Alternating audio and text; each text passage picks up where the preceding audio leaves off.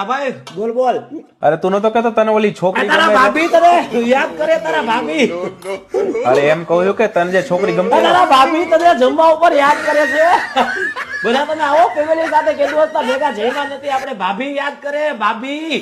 અરે ભાભીના હાથનું જમવાનું હોય બહુ મસ્ત હોય હો. હા જાદુ છે ને. આવવું પડશે જમવા ઘરે એકાદ વાર. આવો આવો આવો બધા સાથે આવો.